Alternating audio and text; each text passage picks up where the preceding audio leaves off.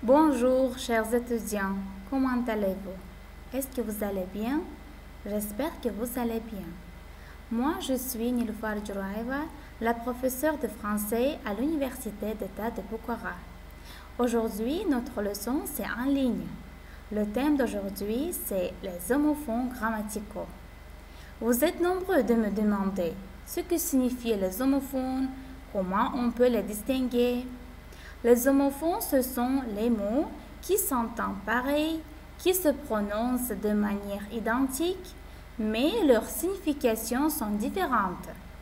Ou bien, ils s'écrivent de manière différente. Voilà, on ne retarde pas. Passons au sujet. Les homophones. Le premier homophone, ce sont les mots et. Comme vous voyez, on prononce pareil, ou bien pareillement.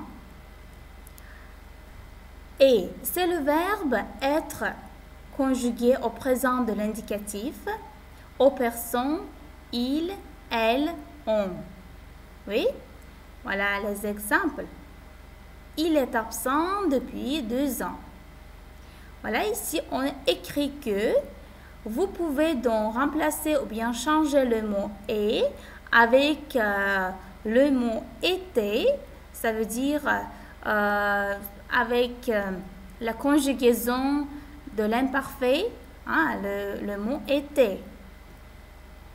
Il était absent depuis 2 ans. Deuxième « et ».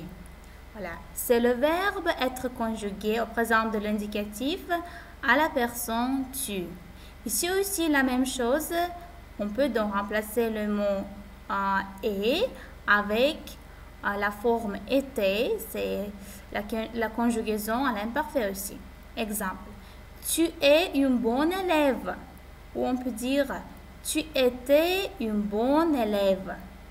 D'accord? Deuxième homophone. Voilà, a.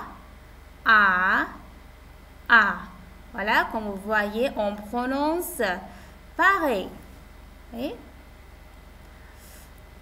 C'est le verbe a. Voilà, c'est le verbe avoir conjugué au présent de l'indicatif aux personnes il, elle, on. Exemple, il a un beau manteau. Oui, voilà, on peut donc remplacer avec le mot avait. Il avait un beau manteau. C'est aussi la conjugaison à l'imparfait. Deuxième A. C'est le verbe avoir conjugué au présent de l'indicatif à la deuxième personne singulier. C'est tu. Oui. Exemple. Tu as une belle robe. Ou bien tu avais une belle robe. Troisième A. C'est une préposition. Voilà. On utilise cette préposition pour indiquer, ou bien pour indiquer un temps, un lieu, une personne devant un verbe à l'infinitif et dans certaines expressions. Exemple, je vais à la banque. Deuxième, les feuilles tombent à l'automne. Troisième, je dois donner ces feuilles à mon ami. Voilà, ici, dans ce cas, vous pouvez donc donner les questions comme « Je vais à la banque » ou « Est-ce que je vais ?» « Je vais à la banque. » Bien, deuxième question. Les feuilles tombent à l'automne. Quand les feuilles tombent, c'est à l'automne. Au troisième, je dois donner ces feuilles à mon ami. Je dois donner ces feuilles à qui? C'est pour la personne. D'accord? Troisième homophone, ce sont les mots sont. Ce sont les mots nasaux. Voilà, sont. C'est le verbe être conjugué au présent de l'indicatif aux personnes il, elle, ou bien troisième personne pluriel. Ici aussi, la même chose, vous pouvez donc remplacer le mot sont avec le mot était, avec la conjugaison à l'imparfait. Exemple, mes parents sont contents. Ou bien on peut dire mes parents étaient contents. Voilà, sont. Ce mot indique la possession. Comme vous savez, sont, c'est l'adjectif possessif. Donc, ça veut dire la personne dont la phrase parle bien possède cette chose. Voilà, on vous donne des exemples. Paul a placé son camion près de la fenêtre. C'est le camion de Paul. C'est à lui. Oui? D'accord. Quatrième, oui. En bon fond, c'est mais. Comme vous voyez, on s'entend la même son, le même son, oui. Mais ce mot indique la possession. La personne qui parle possède cette chose. Exemple, mes cheveux sont bruns. Mais ce mot veut dire qu'il y a autre chose à dire, à ajouter, qu'il y a une condition. Par exemple, je veux jouer dehors, mais je suis puni. Voilà, troisième mais. Ce sont les deux mots qui viennent du verbe mettre, au présent de l'indicatif, bien sûr. Mais, premier mais, c'est comment dire, la conjugaison, bien le mais est conjugué avec je ou tu. Deuxième mais, c'est conjugué avec il, elle ou on. Exemple, je mets ma tuque, mon père met la table, sur ton pupitre tu mets ton devoir. Peu.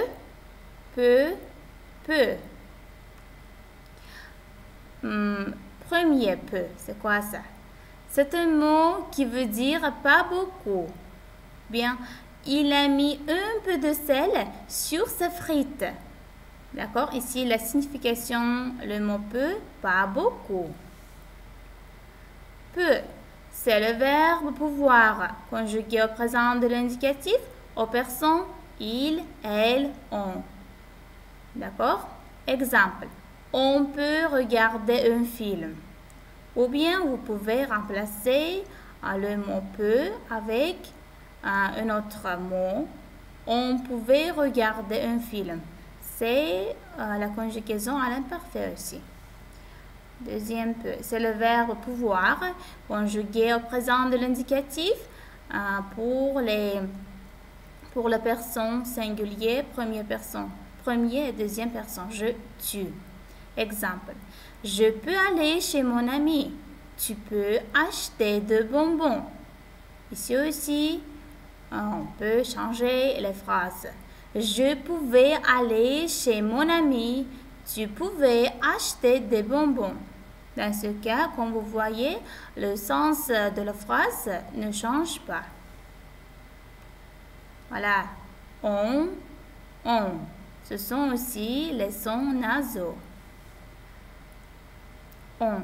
C'est le verbe avoir conjugué au présent de l'indicatif aux personnes, aux troisième personne pluriel.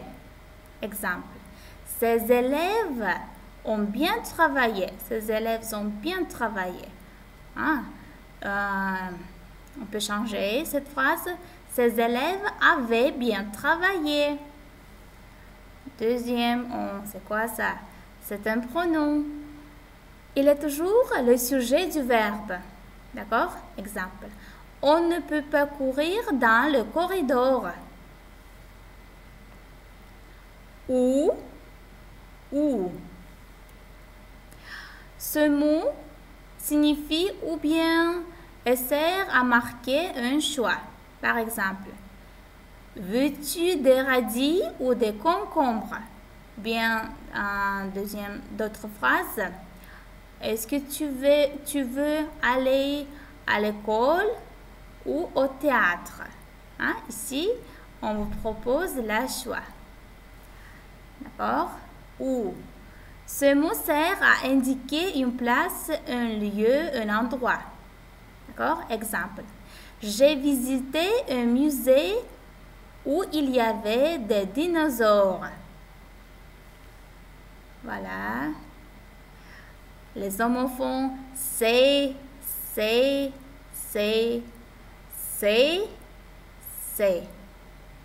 Voilà, on prononce de manière identique. Comment on peut distinguer? On va voir. C'est. Ce mot sert à montrer les choses d'une autre personne. Par exemple, ces patins ne sont pas à moi. Ça veut dire ces patins-là. D'accord? Le deuxième c'est. Pronom personnel qui indique la possession. C'est aussi l'adjectif possessif. La personne dont la phrase parle possède ces choses. Exemple.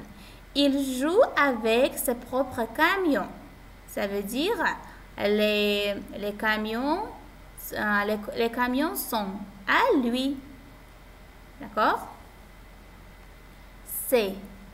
Ce mot sert à décrire une chose ou une situation. Exemple. C'est l'automne. Ou bien c'est l'hiver. C'est le printemps. Et d'autres. Voilà, c'est. C'est le verbe savoir conjugué au présent de l'indicatif, aux personnes je, tu ou bien au premier et deuxième personne singulier. Exemple, je sais comment soustraire. Ou bien le verbe savoir conjugué, deuxième c'est le verbe savoir conjugué aux personnes il, elle, on. Il sait comment prendre soin de son chien. La. Ce mot est un déterminant féminin. Exemple, la chaise est bleue. Aussi, ce mot est pronom personnel complément d'objet direct. Voilà, ici, on vous donne un exemple comme je mange la pomme, je la mange. Voilà, la. Ce mot indique une place, un endroit ou un lieu. Exemple, je veux que tu places le crayon là, ici ou bien, s'il te plaît. Ça, c'est quoi ça? Ça, un pronom démonstratif. Tu peux le remplacer par cela sans changer le sens de la phrase. D'accord? Exemple, veux-tu ça? Ou bien, est-ce que tu veux cela? Si on change le mot ça avec cela, le sens de la phrase ne change pas. Pas de changement. Oui? Ça, c'est aussi l'adjectif possessif. Le pronom personnel qui indique la possession.